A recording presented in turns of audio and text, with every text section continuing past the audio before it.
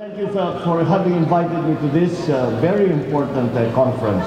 And it is the 5th installment of the National Young Hoteliers and Restaurateurs Power Conference. You have asked me to speak about Filipino hospitality, not in the Philippines, but beyond borders. And I believe, a very large and extremely important subject in your studies. What a formidable task you have set me. But after some research and reflection on today's theme, I want to share with you my thoughts on this subject. Considering the issues that we shall talk about in this forum, we realize how important this kind of event is, not only to the participants and to the industry and to its stakeholders, but to the entire nation as well. No other segment of our society is able to better appreciate and relate to the current issues confronting our beloved hotel and restaurant industry than our young people, especially you, the students who are toiling hard to be part of it in your future careers, as well as the budding entrepreneurs and employees in this very important hospitality and service industry. Perhaps I may not know, but it may have been clearly settled and repeatedly discussed in the previous installments of this conference about the inextricable link between the hotel and restaurant industry and our nation's tourism. Truth be told, whether we like it or not, our hotel and restaurant industry is indispensable to our tourism. In fact, a CNN article has considered restaurants as a country's, and I quote, frontline ambassadors in promoting the country and educating foreigners about our culture via cuisine, hospitality services, and our different experiences that they go through when they come to our country. It is self-evident, it is self-explanatory. Saan nga naman matutulog at kakain ang ating mga turista, kundi sa ating mga hotel, mga inn, mga apartel, restaurant, eateries, carinderias, at iba pa. The point is, whether the travel be a short leisure trip or a quick business trip, our tourists and visitors rely heavily on the indispensable services provided by our hotel and restaurant industry. This past year, 2013, it was recorded that there had been almost 4.6 million international tourists arrival in the Philippines. The United Nations World Tourism Organization has qualified and referred the term international tourist arrivals to mean tourists who have stayed at least overnight in the country or place that they have visited. So, siguradong may mga bisita tayong nag-check-in sa ating mga hotel at kumain sa ating mga restaurant na higit pa sa isang araw dahil yan ang ating binibilang.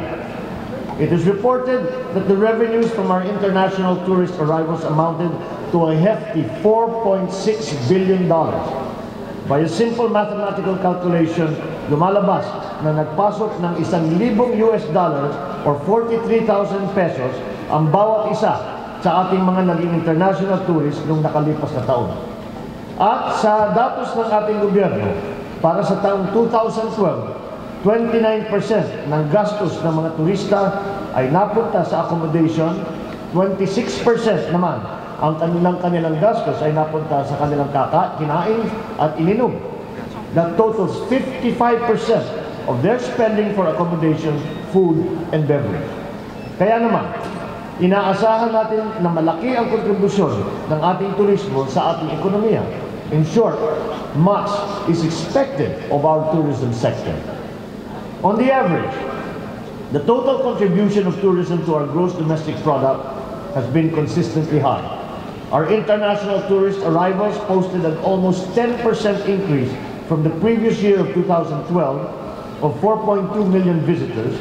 And in fact, in the first quarter of 2013, the Philippines was dubbed by the World Economic Forum as the rising star in world travel and tourism because it skyrocketed 12 places upward in the World Competitive Index in Travel and Tourism. Our ranking in 2012 was 84 out of 140 countries. For 2013, we were up 2 notches to 82, the 82nd place. Isa lamang ang pumapasok na Southeast Asian country sa top 10 na pinakamataas na dami ng turista at laki ng kinita sa turismo at hindi tayo ito. ito ay ang bansang Thailand. We cannot help but wonder what it is that in Thailand that they have, that we do not have, that makes it a global powerhouse in international tourism. At siguro, on a personal note, sasagutin ko yung sarili kong tanong. Nakailang beses na akong bisita sa Thailand, hindi lamang sa Bangkok, sa iba't ibang lungsod na kung saan sila may mga tourism center. At maisasagot ko yung tanong ko, what do they have that we do not have? Nothing. We have everything that Thailand has. It is a question of us organizing our service industry better, fixing our infrastructure, and becoming serious about putting together our tourism sector and helping you, those who are working in the service industries that assist our tourism sector. Alam nyo ba na ang Thailand, we have a Ministry of Tourism, Department of Tourism in the Philippines. In Thailand, there are 3 departments that are dedicated to their tourism industry. They have a Department of Tourism. They have, I think, a department that has to do with temples, and they have another department that has to do with culture. Kaya naman maliwanag at nakikita natin na kung ang pamahalaan ay talagang maging seryoso at bigyan ng pansin ang industriya ng turismo, may malaking pag-asa na tayo rin ay aakyat doon sa nangungunang 10 bansa sa turismo dito sa buong mundo. But the good news is that we are showing signs of growth based on our year-to-year performance. The upward trend in our performance just proves that we have that untapped potential and that we can do as well as countries like Thailand. The DOT has engaged in an aggressive tourism marketing campaign in our attempt to achieve the elusive target of 5.5 million international tourist arrivals, which unfortunately we have yet to achieve. We must look to the infrastructure development of our development plan of our government dahil malaki ang kontribusyon at pangangailangan ng tourism industry sa infrastruktura na ipinapagawa ng ating pamahalaan. Yun lamang pinag-usapan ng ating airport, tapos yung traffic dito sa Maynila, tapos yung mga flight na pumupunta sa iba't ibang lugar na maservisyohan natin ang mas marami sa 4.6 million tourists. Huwag din natin kalimutan ang ating mga domestic tourists o mga bisita ng mga turista na galing mismo sa iba't ibang lugar sa ating bansa. According to the National Statistics Office, there were 25 million domestic tourists in 2012 with ages 15 years and up, with each local tourist spending from 1,500 pesos to 12,000 pesos in the place that they visited. Which is why I consider it to be most useful and essential that a youth assembly such as this power conference be held regularly, involving our young hoteliers and restaurateurs, as well as our hotel and restaurant management students. It can definitely be an appropriate forum for the stakeholders in the industry to be informed about the relevant and pressing issues confronting and challenging the sector of industry. Let us now focus on the hotel and restaurant sector and go back to the data that almost 55% of the spending of our international tourists are channeled into the hotels and restaurants. Of course, we realize the crucial importance of the patronage of our customers, both local and international, to the survival of this very important sector of our economy. Our tourism industry as a whole should always bear in mind and take advantage of this actual data on the volume of tourist arrivals and the spending behavior thereof. Perhaps an analysis of the sufficiency and reliability of the overall infrastructure that support our tourism sector and our hotel and restaurant industry, including communications and transport infrastructure, may be considered too complex and overwhelming for you young people to understand, but I do not believe that. So, let me inform you that according to data from the World Economic Forum, our overall tourism infrastructure is in dire need of large-scale improvement and development. The state of our airports, so as our total number of hotel rooms, ranks so poorly in accordance with global standards. Even in the areas of availability of qualified and skilled labor, and extent of training of our overall tourism workforce, the Philippines also ranks poorly based on these indicators.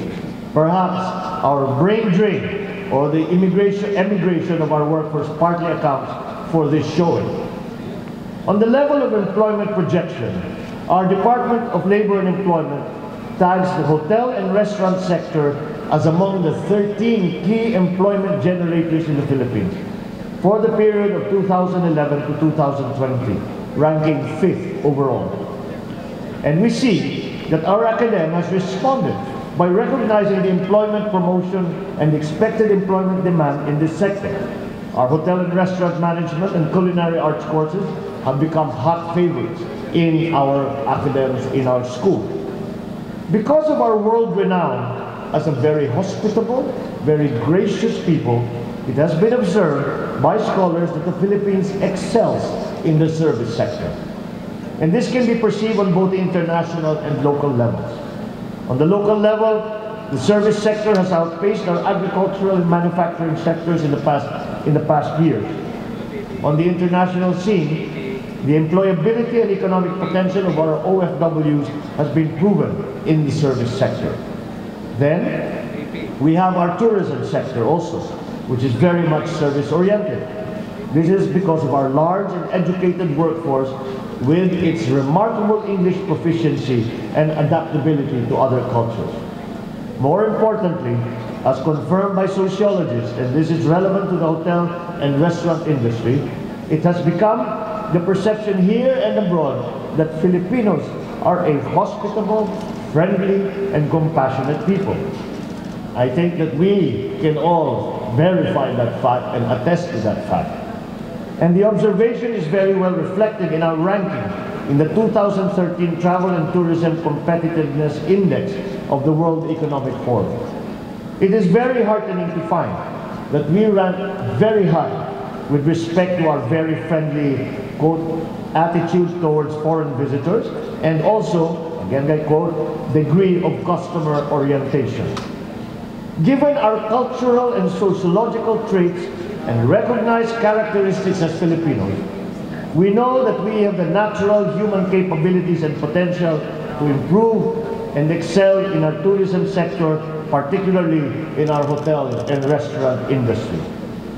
Paano pa kung pagagandahin na pa natin ang ating infrastruktura na kaugnay sa turismo, ang ating transportation facilities at airport, mga daan at iba pa, talagang magiging mas maganda at mas malakas pa ang kabuuan ng ating turismo at ang pag-unlad ng ating ekonomiya. Ang punto ko, bilang mga Pilipino, dapat natin patunayan ang ating lakas at galing sa larangan ng serbisyo. We know that our infrastructure weaknesses present a challenge for us in view of our scarce financial resources. But our natural and world-renowned and well-recognized hospitality, friendliness, and compassion, and our Filipino brand of service does not need billions in investment. We do not have to dig deep into our pockets, but just reach into our hearts for the innate beauty that we have as a Filipino people, demonstrated by our highly respected Filipino culture, values, and traditions. However, service is not confined to hospitality and friendliness alone. It takes a gamut of hard work, quality control, and a host of other important aspects relevant to a total and satisfactory customer service experience. We have to address this so-called problem of negative perception and lack of awareness of the Philippines as a tourism destination, which has been blamed by our Department of Tourism as the reason for the less than stellar growth of our tourism sector. The DOT goes on further to say that the solution to this problem is to create awareness of the Philippines as a tourism brand. That's why they coined the slogan, "It is more fun in the Philippines." From our level, at the level of the hotel and restaurant management, direct customer relations, and over quality of service, our young hoteliers and restaurateurs can very well make a difference in addressing this perception and awareness problem. It leads us to recognize the importance of marketing and promotion, especially through websites and our online presence or our existence on the internet, which has become the most effective and efficient way nowadays, rather than the usual and traditional marketing tools. We now have to recognize that potential tourists of today are scouring the internet for information about the trip being planned, not only the tourist attraction itself, but the incidental and indispensable information such as the availability and the recommendations on hotels to stay in and restaurants to dine at. When the internet first became popular, the expression used to be, if you are not on the internet, you don't exist.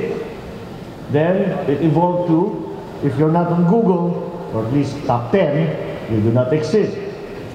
Tapos, naging, if you're not number 1 in Google, again, you do not exist. Ngayon, iba na. If you're not on Facebook or Twitter, again, you do not exist. It has become more and more complicated these days. While you're at it, kailangan lagi nyo gawin na trending at viral ang inyong hotels at saka restaurant. By trending and viral, I mean it in a good and positive way. And hopefully not in the negative way that some things trend and go viral. Moreover, we have to be aware that with the technology available to us now, there's an instant feedback system that has been made possible by online booking sites and social networking sites. So aside from trending or going viral on the internet, we always have to aim for that enviable 5-star positive feedback, or that heartwarming and business-attracting positive customer review. What is even scarier is the recent social experiment that proves that information about bad customer experiences tend to travel much wider and much faster than good customer experiences.